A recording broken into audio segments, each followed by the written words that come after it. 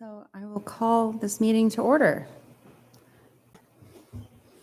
All right, I will start with roll call. Lynn Diedler.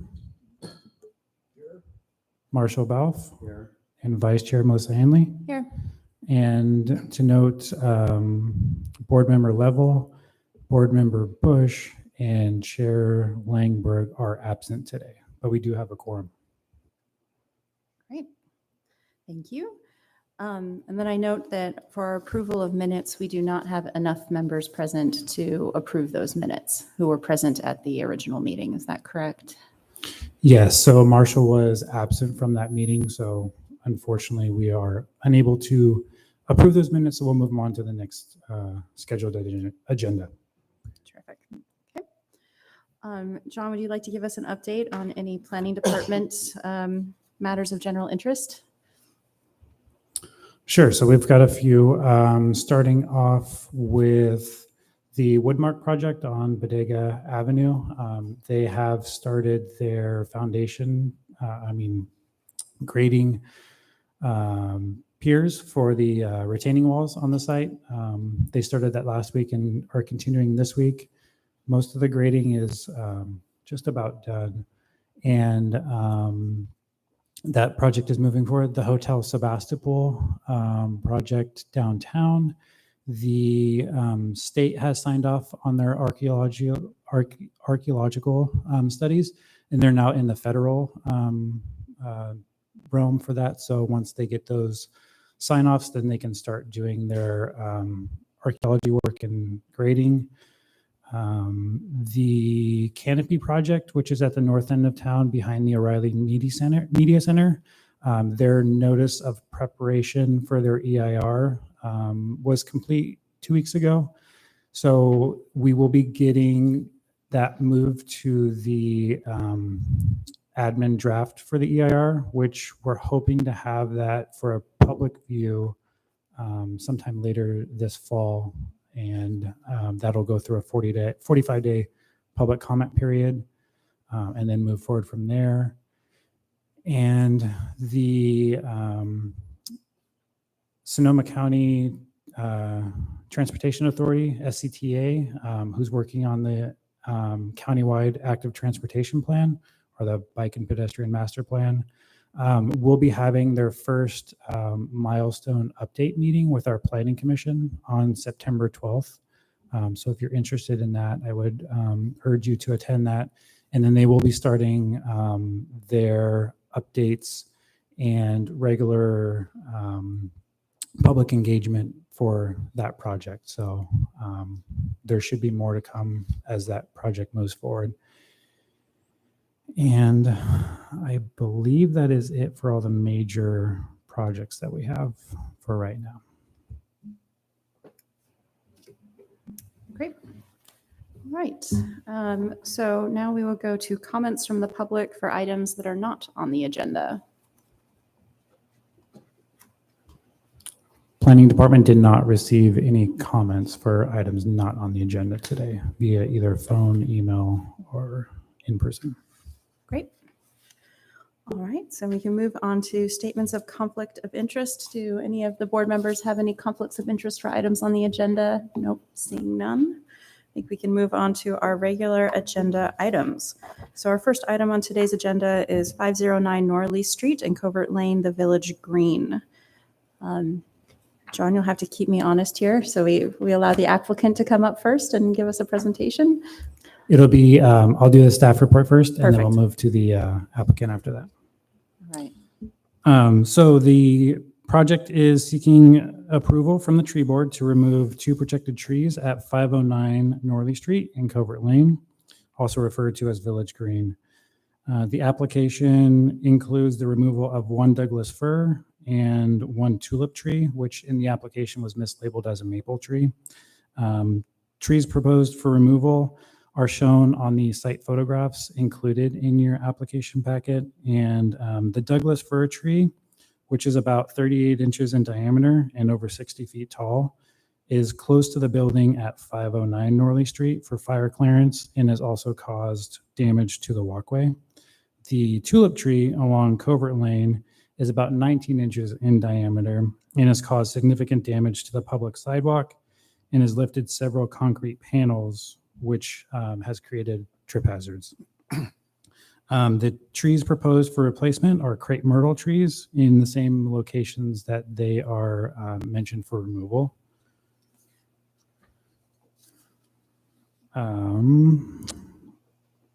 On June 21st, Becky Duckles, the city's certified arborist, reviewed the application, conducted a site visit, and prepared the arborist report, which is included in your packet. That both of these trees are already visibly causing damage to their adjacent walkways. Also, both trees are out of scale for the areas in which they're located and should be removed in their entirety. The Douglas fir is overhanging in an area with frequent passerby and is next to and has a condo next to it.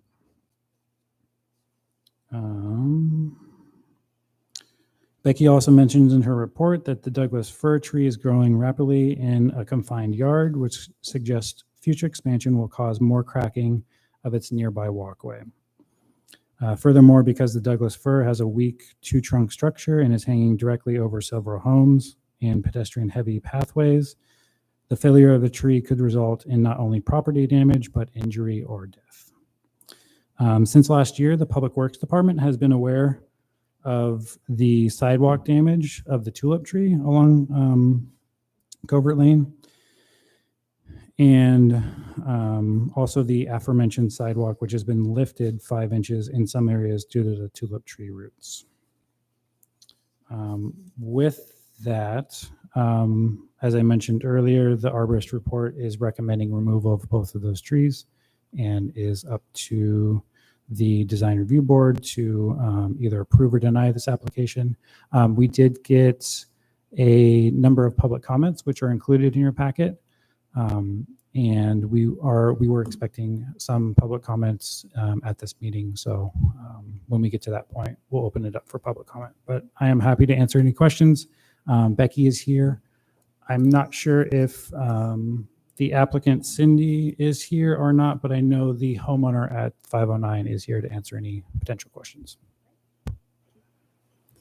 All right. The only question that I had really about the application was that the replacement trees are not in front of the condo, and if that was strategic. It's not really a one-for-one. Correct. So the replacement or the requirements for the replacement is 2 replacement trees per 1 removed. Yeah. So the 2 trees should be placed strategically, like you said, Okay. to not cause any future damage. But I believe the crepe myrtles are a smaller tree overall than the Doug fir, so it should help. But I'll defer to Becky to go over the technical on that. Thank you.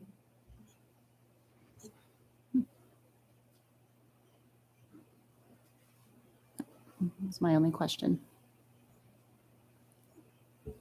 I don't have any questions. Lynn, any questions before we dive in? Is everyone aware of the number of people who call about wanting to save the trees as opposed to the number of people who don't? So we will do public comment, and we do have copies of everyone's letters, statements of support.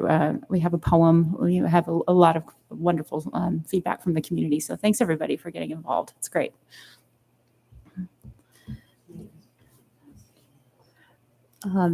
So John, should we open it up to the applicant or the homeowner? Sure. Okay. Yeah, if you could go up to the podium, because we are casting this out, so the microphones don't pick up everybody in the room. My name is Anna Brooke, and I live at 509 Norley. I've lived there for, is that? There's a little button. Oh. Okay. Should I start all over? Yeah. Okay. My name is Anna Roca, and I live at 509 Norley. I've lived there for close to 14 years. I know the Village Green community well. I just want to go back a few years ago when I lived on Elphick. On New Year's Day, was preparing a fabulous lemon dessert when a poplar tree fell on the roof of the unit I lived in, the granny unit I lived in. So I've been through the experience of having a tree fall on my roof and understanding the terror of that. Ran into my living room, water was flooding, into the room. And this wasn't a tree that anyone knew was a problem. It was on my neighbor's property and it snapped and fell. The miracle is that no one was killed or injured, no animals, anything, but damage was done and it was frightening. So just to give you that background, I've had that experience. The tree in question is actually, and my pathway is the one that is damaged because of the roots. And when I leave my unit, every single time I have to be careful that I don't catch my toe on the cement that's been pushed up by the roots. And so far I haven't tripped and fallen. I have bad knees, so I have to be careful anyway, but I'm unsteady and it's a big hazard. People who have visited me who aren't accustomed to that have nearly tripped and fallen. The tree is obviously unsteady. It's a bifurcated tree, so it's weakened because of that. And I want to also say that I love nature. I love trees. I'm not, I don't arbitrarily want trees taken down. I've worked for foresters. I retired from a forestry company that's local, typed TMPs and what are they called? NTHPs. It's been a while. I retired a few years ago. So I have some familiarity with this type of process and what foresters and those involved go through when they make decisions about cutting down trees. Especially in Sonoma County, it's not arbitrary. It's not taken lightly. There are people opposed to taking this tree down, but it's a risk. I don't want to be sitting in my unit on a blustery day waiting for that to come down on top of me. And my unit is probably most at risk, but also at risk is the units on either side of me as well. And I can't really speak for the people on either side of me, but I know they are in favor of having it removed. So I could get confirmation of that. Any questions or? Okay, and my lemon dessert was fabulous.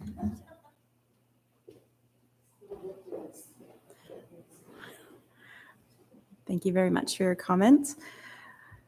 All right, so Did you ask for anything else for I'm comment? just making sure I'm going in the right order. I know there's I'm filling in for the chair today. Good, we'll definitely hear from you. Excellent.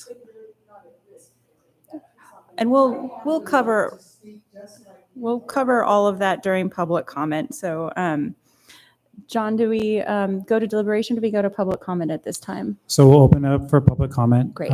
If you do have a public comment, please make a line at the podium and please state your name. And we will have public comment for each person 3 minutes. So we'll have a timer and then we'll let you know about 30 seconds when your time is up. I'm sure you will.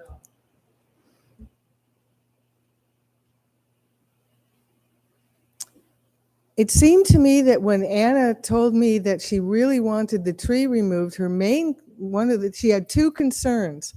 One is she said you wouldn't believe how difficult it is to move furniture, because what it is the tree has roots.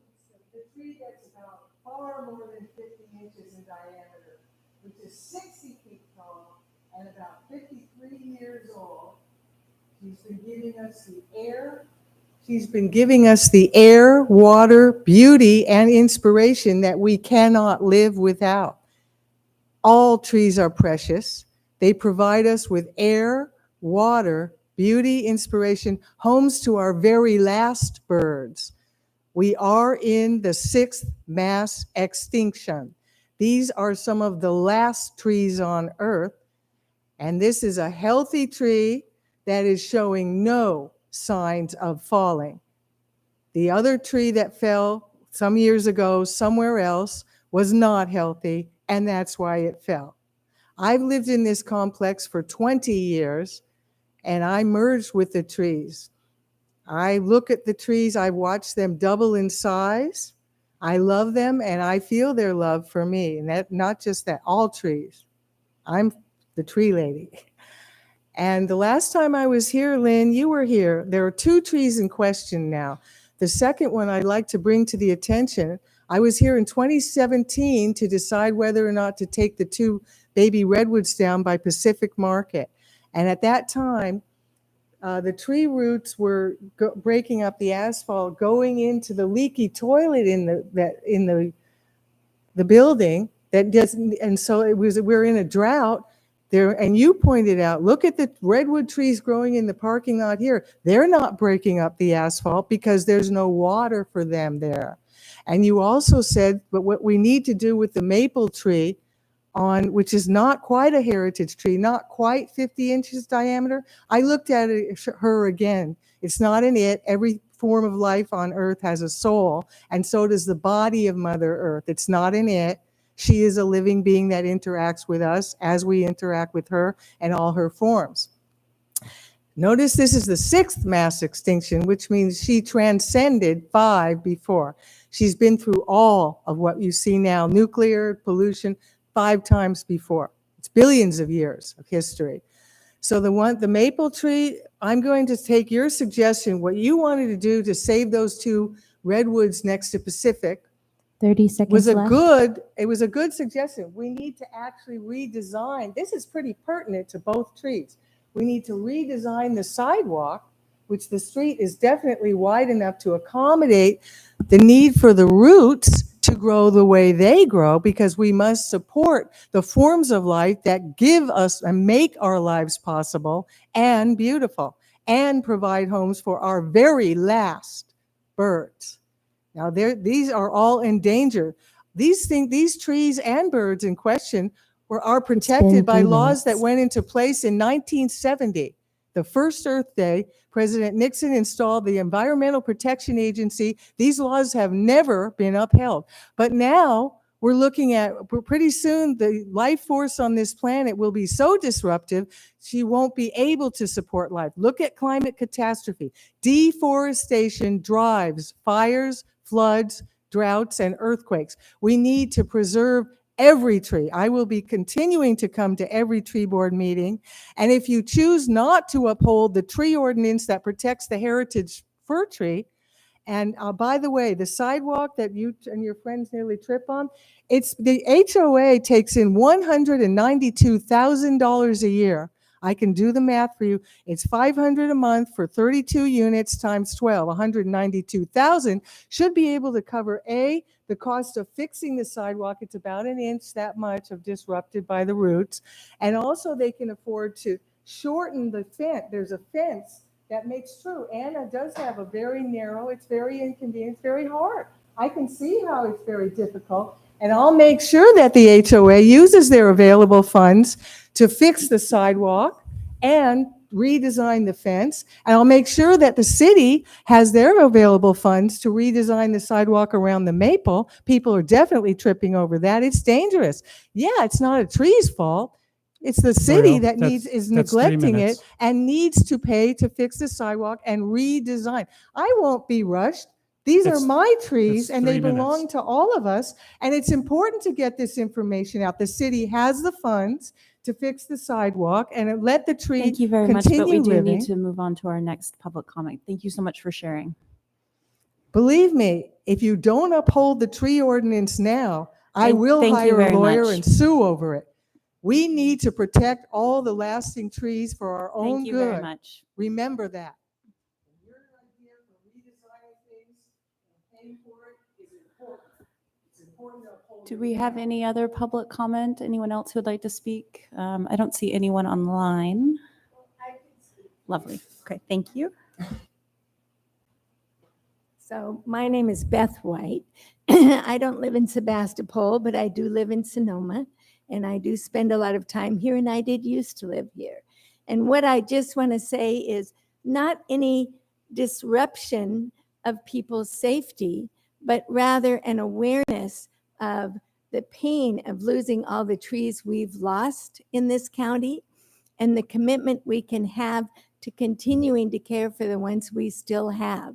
I live over where the fire was, and that was a horrific thing to experience. Over here, we've still got a lot of trees. I just encourage us to look for that. And if you needed help fixing something, I'd bring my grandsons right over to help you. So thank you. Thank you. Thank you. Anybody else like to provide some public comment on this item, this agenda item? Seeing none, I think we can move on to deliberation. Yeah, just close public comment. I'm closing public comment. All right, gentlemen, what do we think?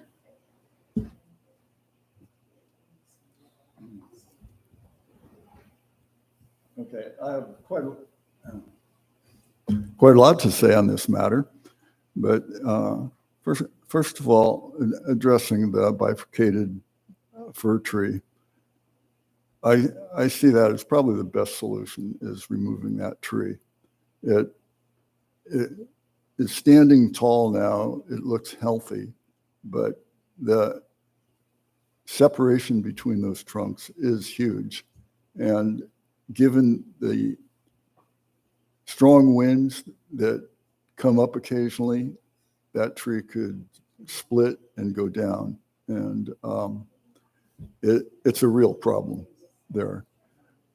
Are there possible solutions to that? You know, I want to hear from Becky Duckles if she knows any. You know, Yes, certainly. Yeah, but I would like to know if I've seen some trees have large pins put through a crotch like that, bolting plates to each side, that seemed like it would be a substantial safety thing for a tree. And I sort of understand the dynamics of cabling and why it wouldn't work too well, but the pin I wonder about. And so could you just comment on that? Thank you. One of the names for this condition, the structure that this tree has, is called codominant leaders with included bark. And so from the point where those trunks bifurcate, you can sometimes see it almost like an inverted zipper below it. And so that's actually not a nice, strong cellulose connection between those trunks. And I used to think, oh, well, it's a naturally occurring structure, and so it's, you know, nothing to worry about. And I've learned the hard way that that's not true. In fact, one of the mayors in Sebastopol downtown one time had a codominant leader from a redwood tree on his property go through the roof of his next door neighbor's house. So when I do an inventory of trees, I look at the tree's health separately from the tree's structure, because it could be a really healthy tree, but it might have a very weak structure. And so that's certainly the case here. And as those trunks increase in diameter, they push each other apart, for further weakening the tree as it grows larger, and there's more mass above that. And so I think if anybody would try to defend the tree and present some opportunities for mitigating what's going on with it and making it safer to keep there, I would certainly come up with them. And but I cannot say that this is a safe tree to have in such a confined area. It is a very confined area for that size tree. I have to acknowledge that. And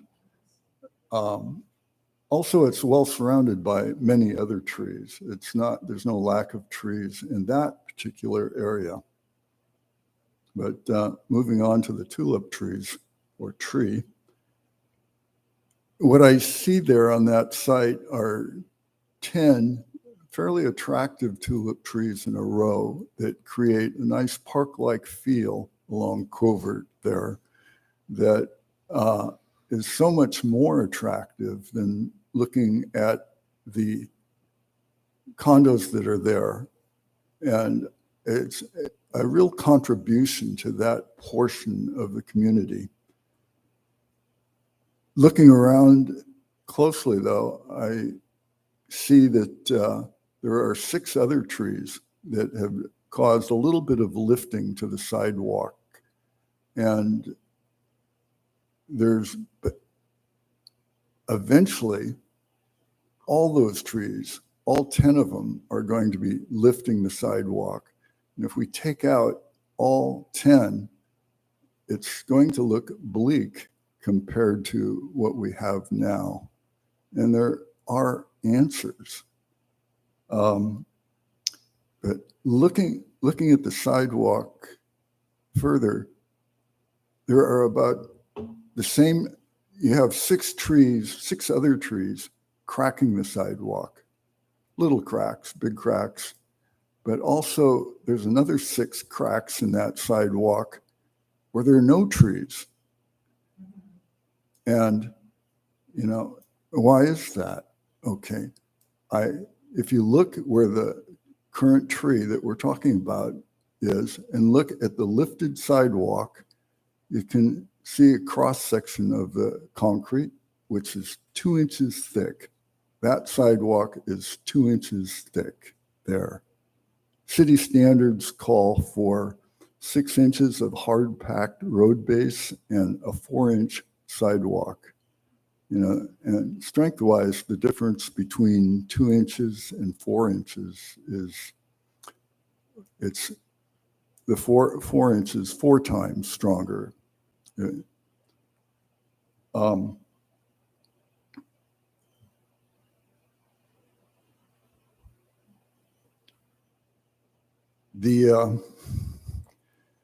isn't the city maintaining the sidewalks? They are dangerous. Why don't Yeah, we keep we're not fixing taking them? public comment I right don't now. understand. Okay, so the sidewalks were poorly made. They are thin. They do not meet city standards at all. They don't come close to meeting city standards. And eventually, every one of those trees will break the sidewalk up. Now, is there an answer to that? And yeah, Life-size sidewalks. can, Ma'am, I think we need you to be quiet during this period, and if you can't be Yeah. quiet, we're going to ask you to leave. Thank you. okay. What about the curb? How badly is the curb broken up? Yeah, the roots are breaking up sidewalk right next to a curb. That curb is perfectly straight, no cracks whatsoever, none. Now, why crack here and none on the concrete next to it? Well, you got a thicker mass there, and we're certainly bright enough people to figure out a way of putting in a sidewalk with perhaps a reverse curb that goes down into the ground that has the same strength as that curb that sticks up. Those tree roots aren't particularly fierce. It's the sidewalk is thin and cheap.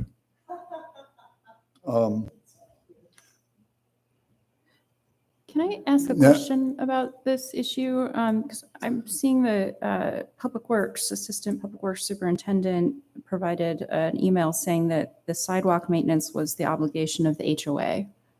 So it's not a city-maintained sidewalk, It's the obligation of who? the HOA.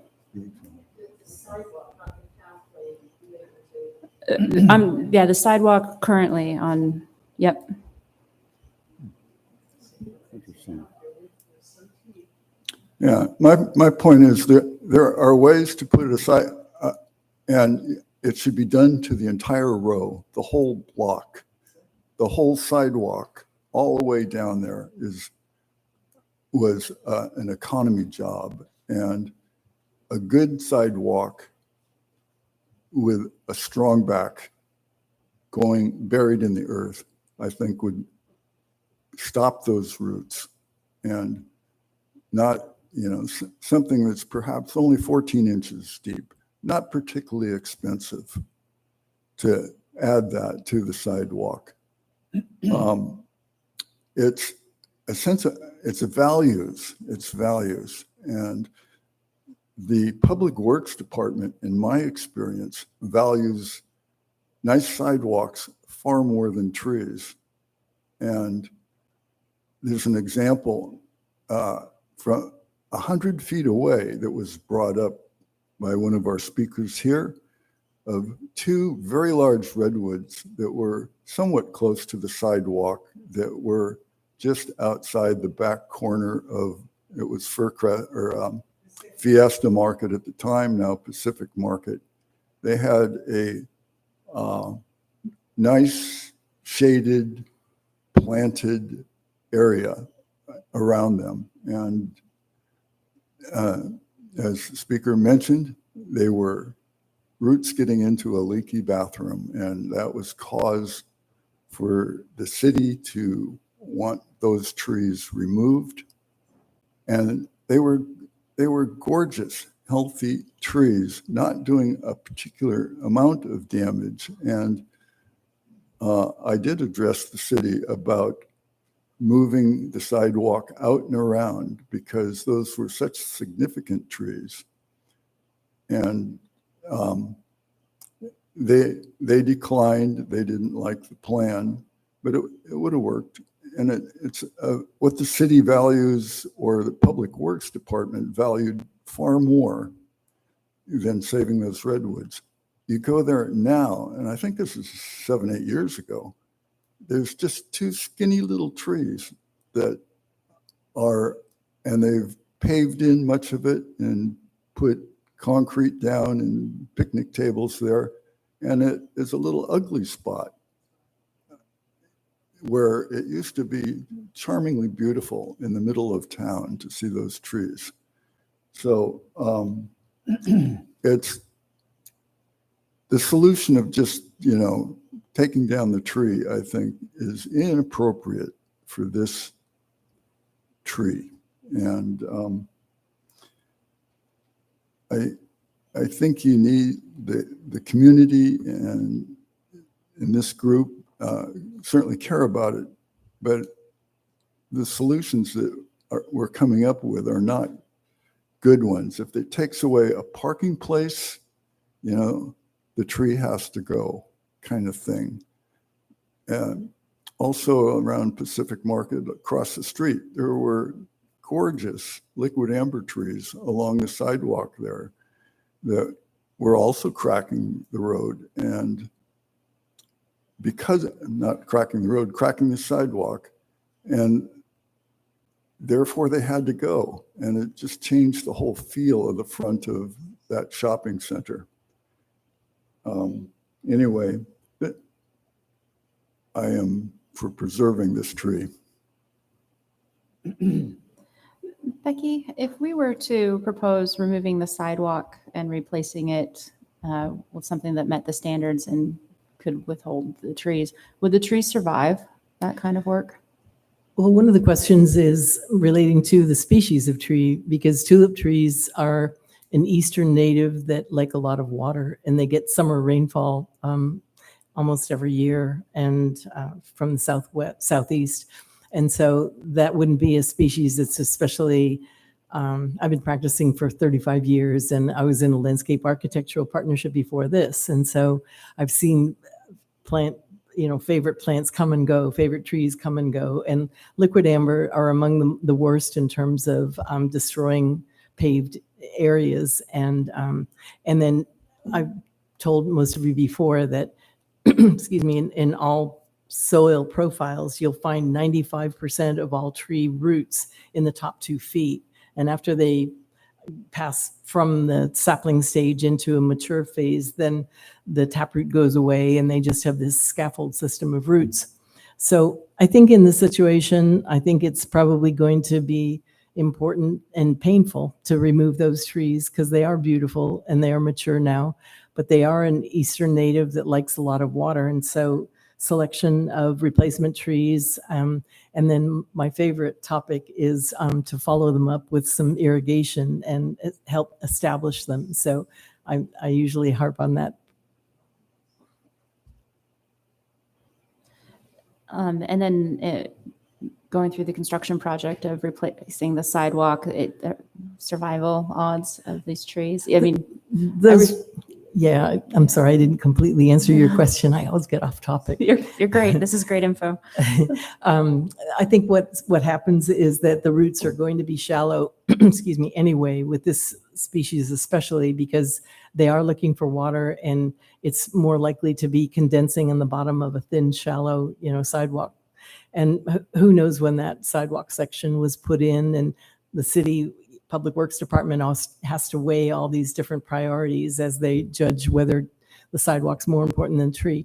And there are some circumstances where it's really, really advisable to try to change the layout of the curb and the sidewalk and the gutter to try to preserve important trees. And I totally will support that. But in this case, I think it's really going to be a problem because everybody's so concerned about conserving water.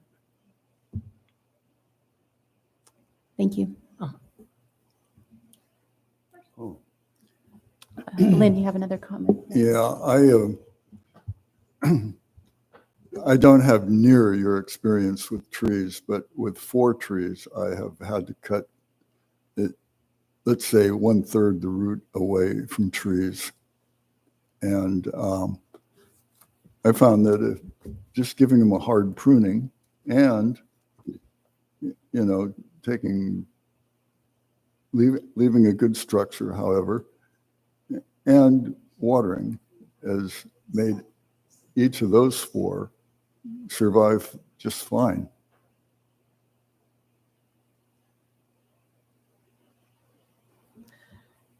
Once a tree is so well established, it's pretty hard to get it to redirect its roots to another area. And so I think that it's a lot better approach for long-term tree establishment success to try to find it, like rather than have a narrow parkway strip like this sort of thing, to have kind of groups of trees more like in islands, and then have a watering, excuse me, an irrigation system that's designed to not only get them established, but be able to be maintained. And so all these things are cyclical and in transition. And years ago, the city of Santa Rosa, where I was working at the time, consulting with them, they were, I think, the first in the county to mandate that the owners of the property behind the sidewalks were suddenly in charge of repairing sidewalks and maintaining part of that infrastructure. And so then it's sort of spread to all the other cities. So, we have to balance, the opportunity to establish them, to get them to grow. And we certainly, especially in a city setting, have to be very careful about removing roots that might be destabilizing the tree because the prevailing winds and winter storms. If you do root pruning, it's the same as any kind of pruning. There's still going to be a decay process forming behind the pruning cut, and it's what we call an infection court. So it's just hard to balance all these things, and I think that this is a situation where it would be better to try to establish trees where they can be maintained and established and thrive, and without worrying about destabilizing them. So.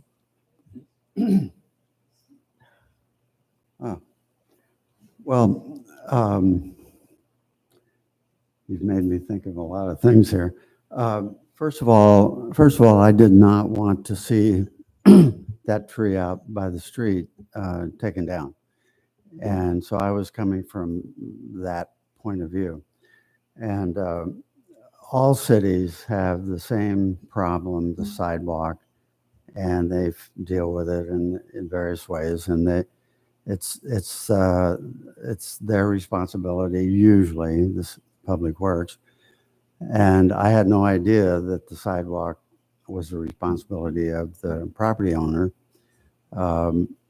And that kind of changes it all for me, because I was going to suggest that we put in a new sidewalk, a better sidewalk, the Public Works could. And then as the trees are still there, the homeowners and however that works, they could develop a plan for, at some point, replacing these trees. But it seems like that would have to have a larger scope, that the homeowners would need to develop a plan for the sidewalk and the trees. And correct me if I'm wrong, I don't know. But I wouldn't want to see anything coming out unless there was something everybody loved going back in, some kind of plan, some kind of program. So I'm not sure that us deciding whether or not to take that tree out right now is appropriate. Now that we've got all this information, maybe we should just forget about approving the removal and come back to us with some kind of general plan for that area. That's just, May I respond to that? sure. I shouldn't really be speaking about public works priorities or planning priorities. And so I'd like to defer to John, who knows more than I do about the ownership of the sidewalk and the replacement Okay. procedures. Okay. Thank you. Okay. Well, I can't speak about public works either. If that property is part of the ownership of the units, then it's up to them to decide what to do. But I could be wrong.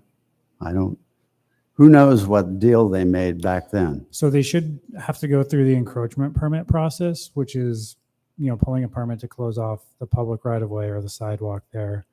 But in most cases, a lot of the sidewalk repair is at the property owner's expense for that. So that would be something that when they pulled the encroachment permit, they would supply those details and such. And I'm assuming that Public Works has a standard detail for the approvable sidewalk repair and, what those ratings have to be and such. So Yeah, they usually do. yeah,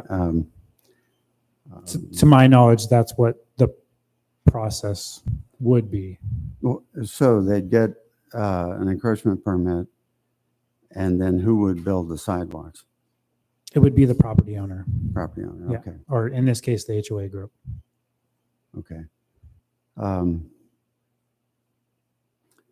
Well, I said how I feel about this. I would not want that tree coming out unless there's a plan of some sort by somebody. And I would think the homeowners could get together and direct that enterprise. Yeah, so you can do it two different ways here today. You can condition the project.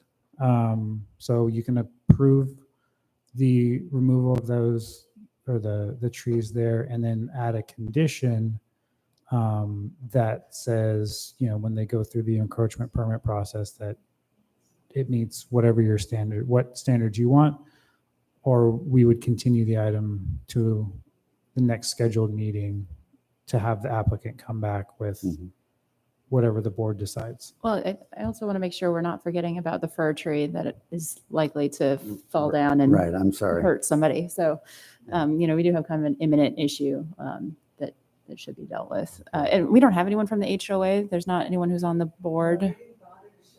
Okay, that's too bad. I wonder if you're going to make your recommendation known and follow through with the HOA president and board. I'm not on that board. It's their responsibility, and they need to hear that plan, and you need to put some force behind implementing it. Will you do that? That is through the conditions of approval process. That is part of the either approval or denial of this project. Those are the enforceable actions. I don't understand what you just said. For the permit, there is a list of conditions of approval, which are listed in the staff report and can also be modified by the design review board to include additional conditions of approval, such having a plan in place for the tulip tree along Covert. If that's the decision of the board, then they can add that to today's conditions of approval, or they can continue the item to another scheduled meeting where staff comes back with written conditions. So, So you don't really care about public walking the trees. well, we're talking about it. Well, Yeah. regarding the Douglas fir tree, um, we're also, I think final warning, if we have another outburst, we're going to ask you to leave. Absolutely. And it's also a recording, which will be published on the city's website. You can see the video of the whole thing on the city's website. Yeah. Okay. Thank you very much. well, regarding the Douglas fir tree, my first thought was what Lynn was talking about by putting a bar or a cable between the two trunks. But to me, the most important issue here is your fear, maybe there's a better word, but your fear of it falling down. And I used to live by a tree that I was always afraid it was going to fall down and kill us. But that has that to me has the highest priority. And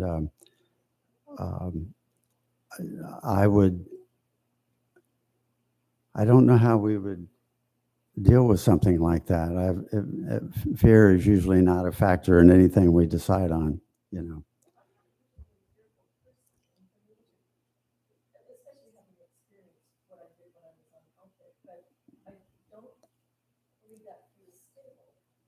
Okay.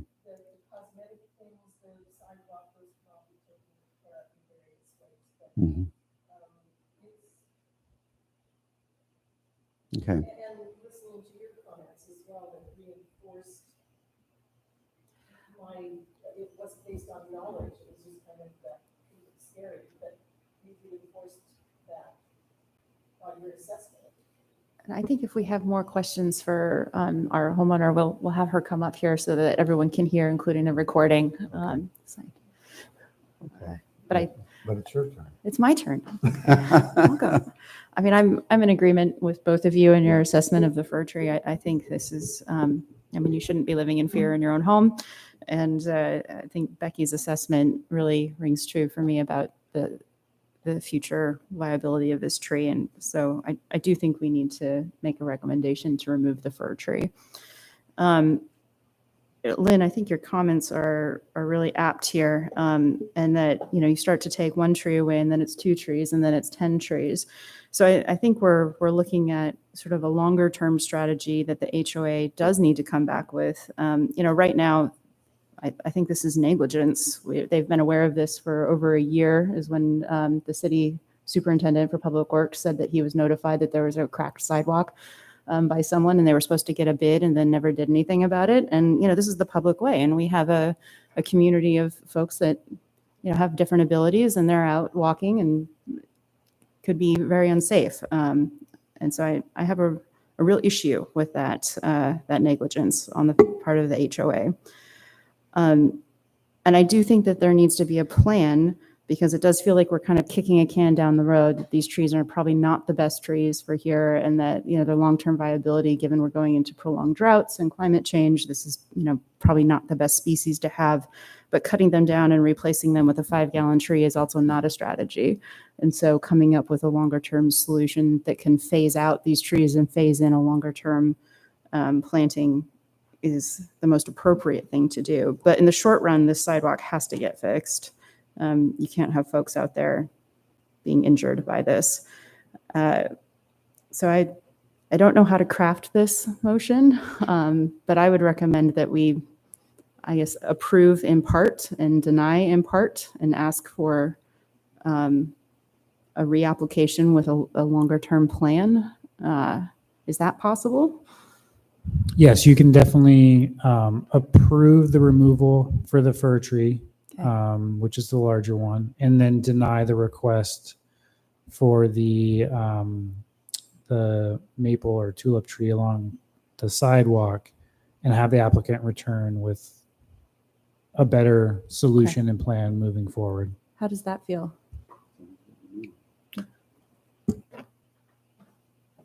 I think there are some sharp edges that are a hazard currently that I think need some immediate fix.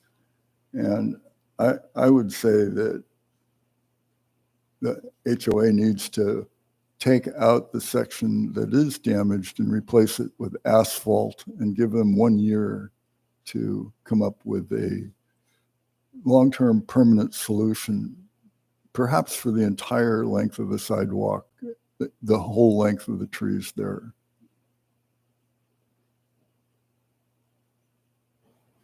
I like that. Is that within our purview, John? Can we make that a condition?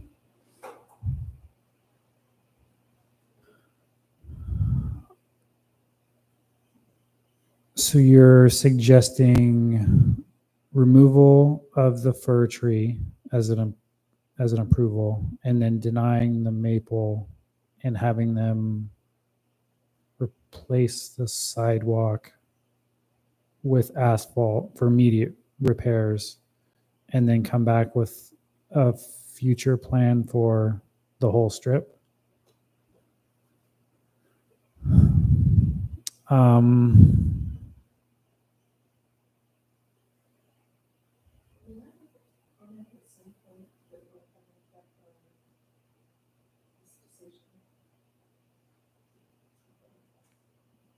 No, sorry.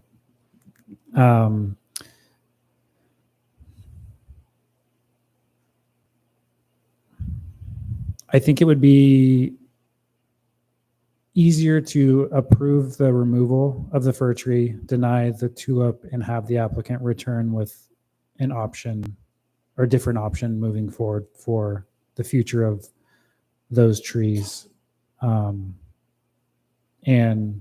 some sort, I mean, we can definitely have some sort of fix to the sidewalk, because it is a safety issue and it needs to be handled appropriately.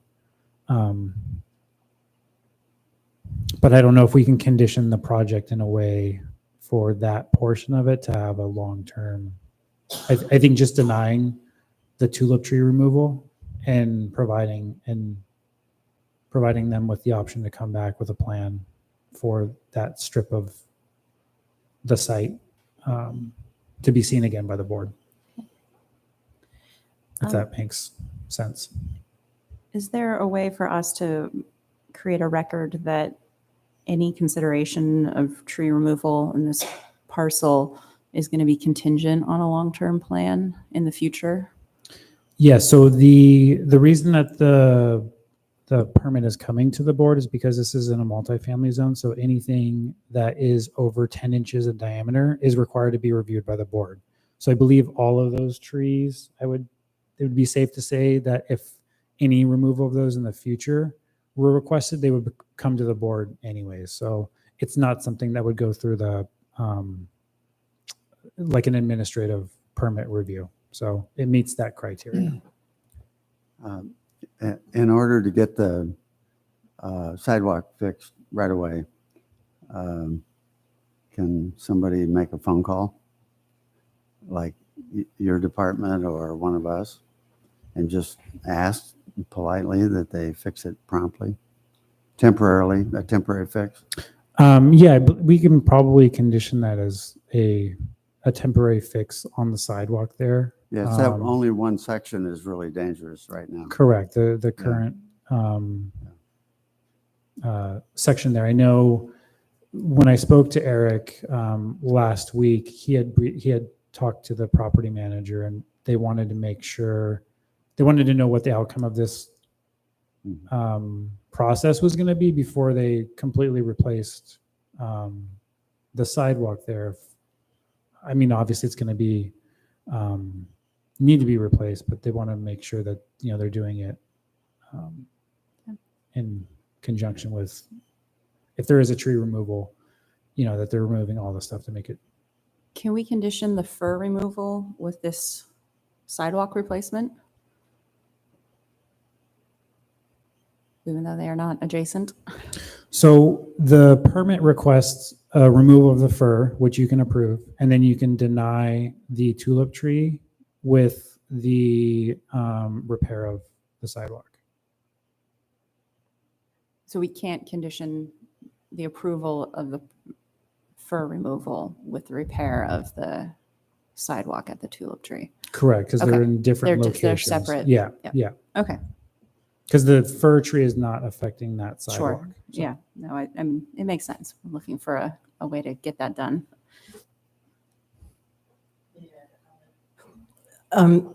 Removing or repairing the sidewalk I've been on construction sites for a long, long time. And so as soon as you take up that thin section of concrete, you'll find roots right under the surface, which have been collecting the moisture that condenses under it. And so if you're going to replace the sidewalk to current city standards and the sidewalk detail that's allowed in the city, then it's going to be requiring that you cut some roots on that tree. And so that would be another level of investigation to make sure that it's not going to destabilize the tree, because they'd be on the south and southwest side of the tree.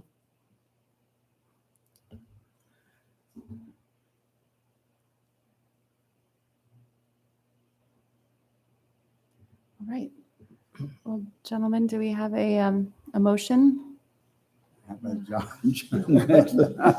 John, you want to make the motion? No. I think one of us has to fall on this. Pretty complicated motion.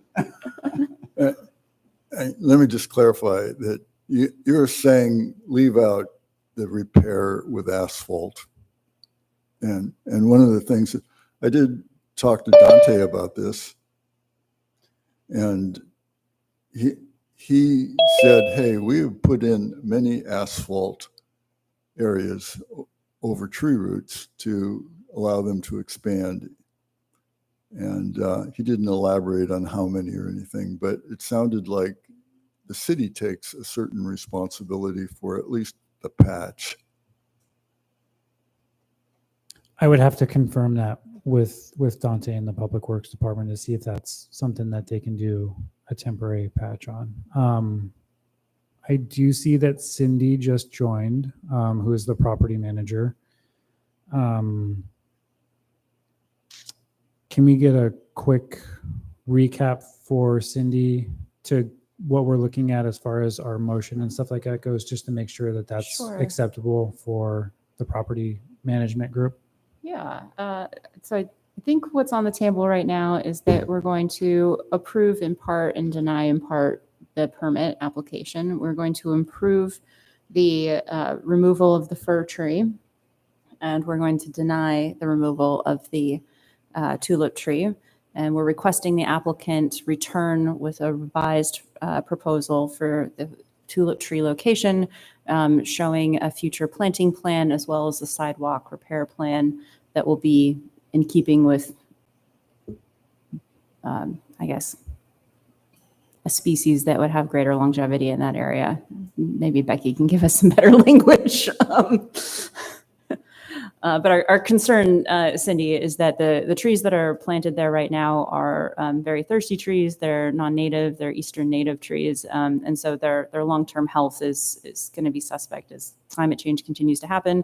And that the sidewalk that currently is in place does not meet city standards as we understand them, that it's too thin of a concrete pad. And so it's going to continue to be disrupted with really minimal root disturbance, whereas a city standard sidewalk would not be as disrupted by the root disturbance. So it's kind of a two-part issue.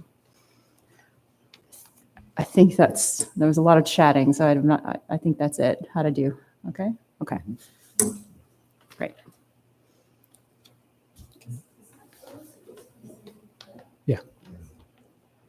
Yeah. No, the C is Cindy. Every county has a book like this. Okay, See, Cindy, are you able to hear us? You might have to unmute yourself. I don't know why they have to be so close to the sidewalk. There we go.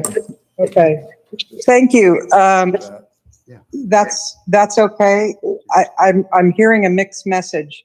You do not want the tulip tree removed, but you're stating that it's problematic and it's a non-native tree. So what can you? yeah, so Spec- what we're concerned about is that we're essentially, by not removing this tree, we are going to be kicking the can down the road, so to speak, that this tree and these series of trees are going to become an issue in the future. So to avoid having all of the trees removed because of sidewalk disruption in the next 10 years or so, we would ask that the HOA come up with a long-term plan for the tree removal, so this can happen over time and not be a drastic shift to the landscape there. I think for right now, if you want to deny the removal of that tulip tree, that's fine. We are already in contract with Winters Concrete, and he does plan to get an encroachment permit and follow the city guidelines for restoring the sidewalk. So if you think that that sidewalk can be restored to the city guidelines, if that's the HOA's responsibility, without hurting the tree because of the roots that'll need to be cut in the process, and that's fine.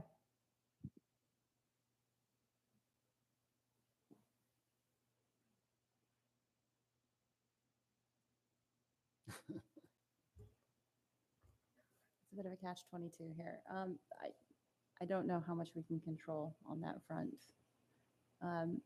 So I would propose that we make a motion to approve in part the application to approve the removal of the fir tree and the associated pathway restoration, and to deny the removal of the tulip tree. Good. Okay, great. That's the motion. All right. So I wanted, I'm go sorry. ahead. Go ahead, Sid. Do you have one last comment? I actually met with a consulting arborist at a different location today and had a wonderful 2-hour educational period with him. We probably will not be planting crepe myrtle trees because there's, I guess, an overpopulation of them, I'm told. So if there's other trees that you prefer two additional trees to be planted in exchange for the fir tree, we would probably select a different species. Okay, we should probably put that as part of the conditions of approval, and I'm going to rely on Becky for a recommendation. Yeah, we're happy to get a recommendation. I mean, is Chinese pistache a good recommendation? I think that the point is, has been made earlier in the discussion about this project, that it's going to be important to establish some kind of continuity along Covert Lane for aesthetics and durability. And so it'll be important what is selected and how they're going to be established with irrigation. So I know you just said that you're contracted already with someone who's going to be replacing the sidewalk, but I would ask you to have them note how many roots are cut when they do expose the existing roots that are under the sidewalk, and to make a determination with your other consulting arborist about whether or not that's so many roots cut that it would destabilize or kill the tree, and what the mechanism is going to be for irrigating it to establish it. If you do put in new trees, I guess at this point we're not talking about replacing it, but I'll be happy to talk to you later on about replacements. But yeah, they weren't planning on putting, I know the application showed a tree. If that tree was removed or approved for removal, that another tree would go in that location, but they're likely going to go in a different location if it's not getting removed. And right now the association has absolutely no money to start talking about a long-term landscape renovation project and tree conversion and irrigation and all of that. That's going to cost them thousands of dollars. They just don't have it. So that's going to have to get put on the back burner for right now. We just need to do what we need to do to be in compliance with the sidewalk maintenance and to remove the fir tree.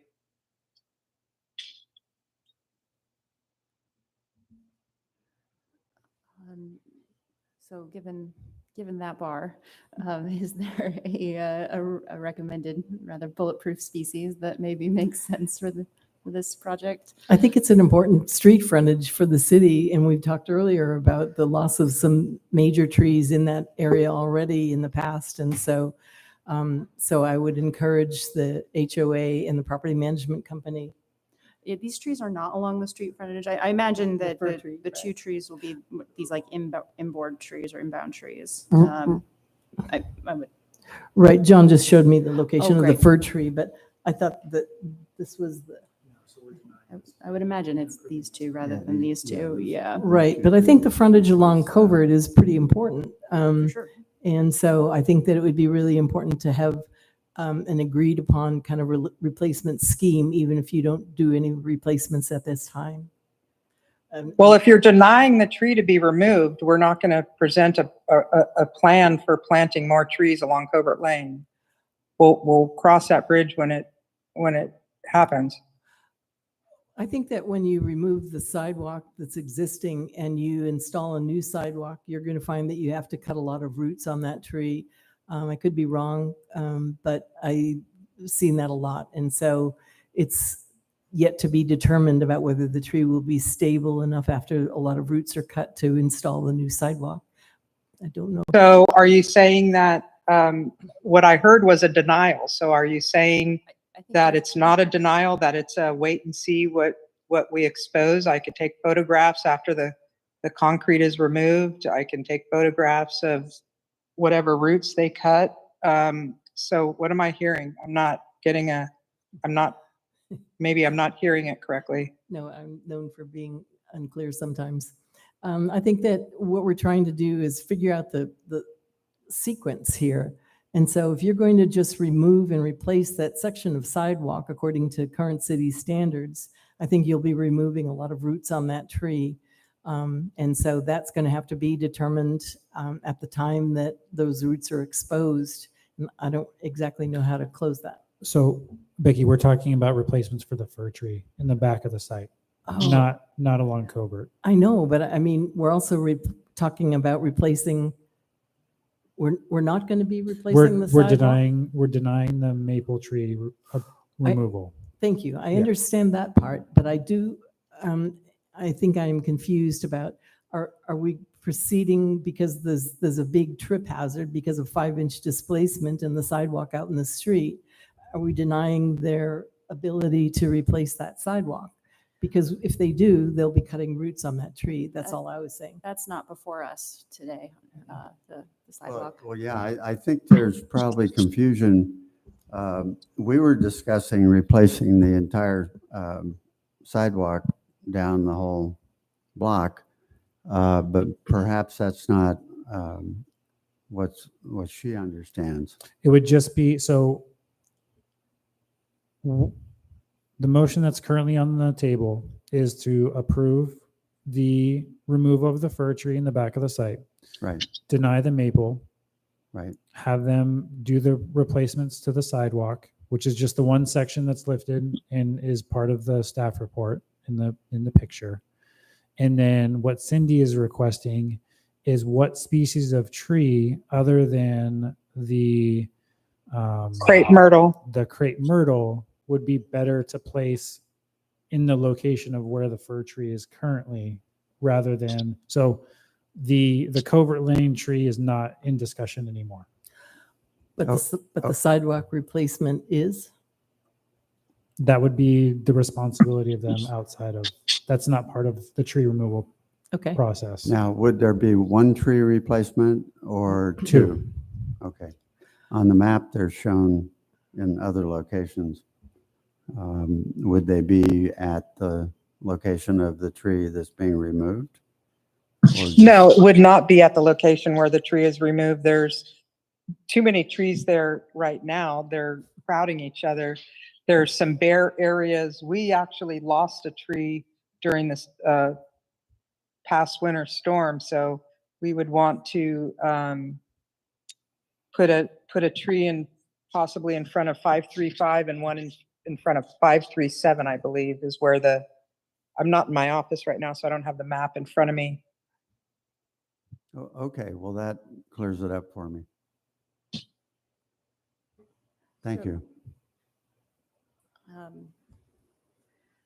So if we were just going to be replacing with the crepe myrtles, as the application says, we'd be fine. But now we're hearing that we're not going to do the crepe myrtle. So is there a list of approved trees that the city? Yes. Great. Okay. So maybe they can just pick one off the list. Yep. Okay. I would like to amend my motion to say that the applicant will pick a tree from the approved tree list, the city of Sebastopol's approved tree list.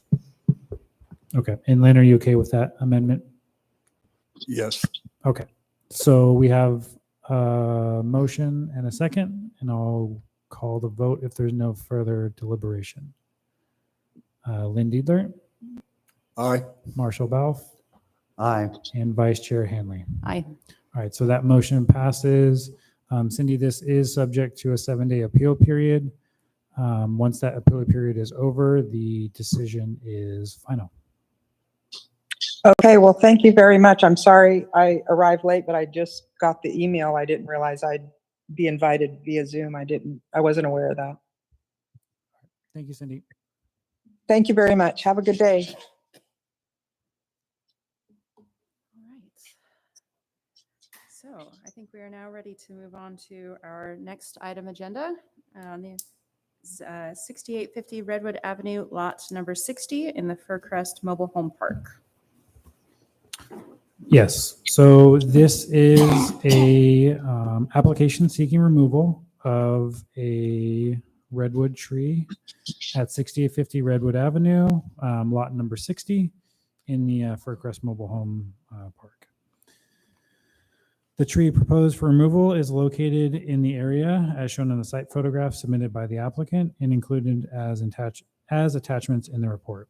The applicant is seeking the approval to remove the redwood, which is about 68 inches in diameter and is over 90 feet tall and is in the rear yard from that unit and is about 20 feet from the mobile home that it shares its space with. The trees that are proposed for replacement are Japanese maple and a dogwood tree. I do not have them listed in the application for their location, but they would be somewhere on site.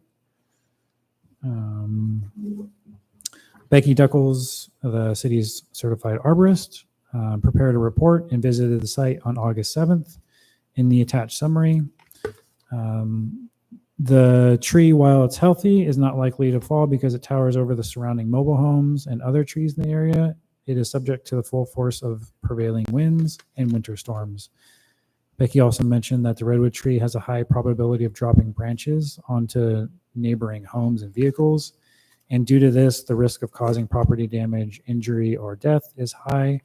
And with that, the city arborist recommends removal of the tree that is out of scale with the lot. Staff did not receive any public comments for this project, but I am happy to answer any questions the board may have. And Becky is here. I'm not sure if the applicant is here or not. Okay, the applicant is here to answer any additional questions. Do we have any questions of staff? No. No. Lynn, any questions or? Nope. Okay, great. No. All right. So we will open this up to a presentation by the applicant. If the applicant would like to give us a presentation, you have the floor.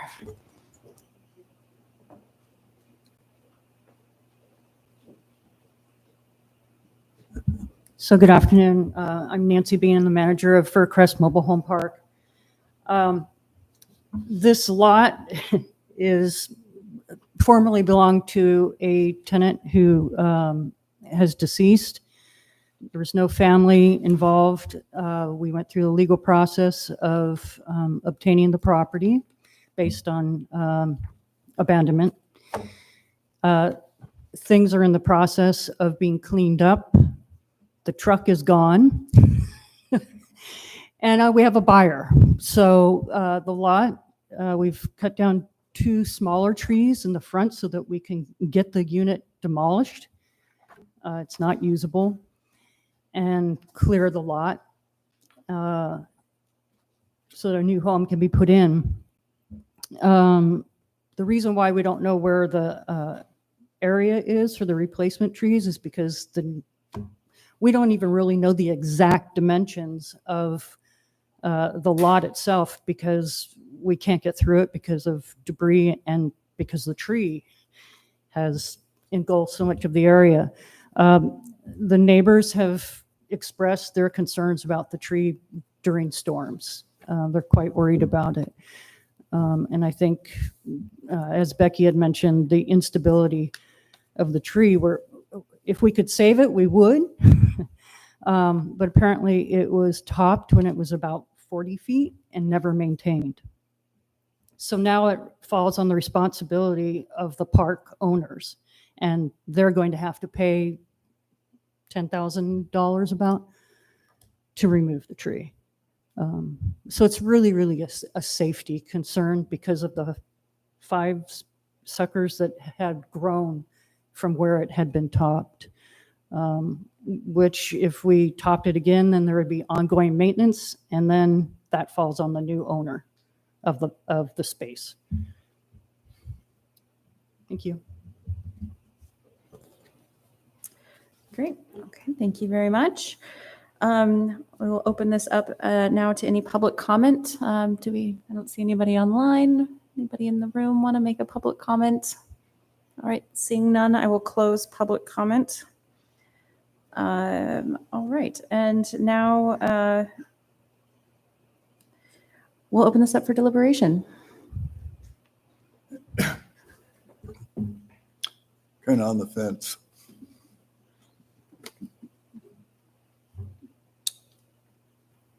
Tear down the fence.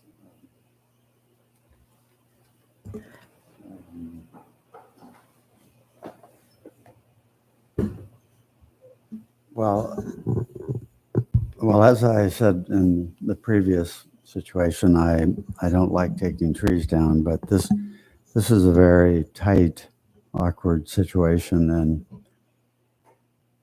I see no alternative but to take it down, given all the factors, and that's all I really have to say about it. I agree.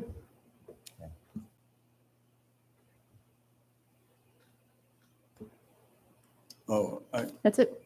yeah. I'd prefer to, I'm teetering back and forth on that one. It looks great from far away. Sure does. Yeah. Maybe we can have Becky make some comments on this. Thanks, Becky. Glad to, thank you. When a tree is topped, which is one of the reasons why it's prohibited in Sebastopol's and most cities' ordinances, you've got a great big topping cut, and then you get multiple resprouted leaders from that topping cut, and they're weakly attached. And so there's double the chance that any of those could break off and fall. And it's a magnificent tree. It's beautiful and it's healthy. And that's back to that idea that I was talking about earlier, where a tree could be very healthy but structurally unsound. And another thing was, I worked at a project up at Healdsburg High School a couple of years ago, where about a 70-inch redwood tree, 122 feet from the school gymnasium, roots from this redwood tree, it was the only tree in the area, had displaced the concrete floor of the gymnasium by 6 inches. And so the drip line of the redwood tree has no correlation to where its roots go. They go where there's water. So I'm sure that a lot of the units in that mobile home park have perimeter foundations or pads, and so the redwood is bound to be exploring those areas and damaging those infrastructures and utilities too. Can I ask you a question? Sure. It has multiple leaders on it from the cut. When they get that size, how strong are they? What does it take to really pull them over? They've actually done a lot of research, and they have pulling tests where they actually determine how much force it takes to break off some of those leaders. It's been interesting. And so they find that they're very weakly attached because they're latent buds under the bark, And so the top and cut is made. It's not a branch or a secondary leader at that point. It's basically a water sprout or sucker that it's a dormant bud that's beneath the bark that finds an opportunity to sprout to take over that real estate. So they are weak and they are very prone to breakage. And so even though it looks densely foliaged and branched, they're weakly attached new leaders, Yeah, which is why topping is prohibited, because it forever alters the form of the tree. yeah. I'm tilting toward it should go. It's just too much tree. It's a lot of tree. All right. Any other deliberation? Or okay. Would you like to anyone like to make a motion? Marshall, I'm not good at that. you're not good at motions. Okay. Certain things I'm not good at. Okay. Well, I'll make a motion to approve the application as it stands. I second that. Lovely. All right. I think we're ready for a vote, John. All right. So we have a motion by Vice Chair Hanley and a second by Marshall, and I will do a roll call. So Lynn Diebler, Aye. Marshall Balf, Aye. and Melissa Hanley. Aye. All right. So that motion passes 3-0 with 3 absent. So Nancy, that is subject to a 7-day appeal period like the last permit. Once that appeal period ends, then the approval is final and you can go ahead and move forward with that. So yes, we will send out a approval letter to you within the next day or so. Yep.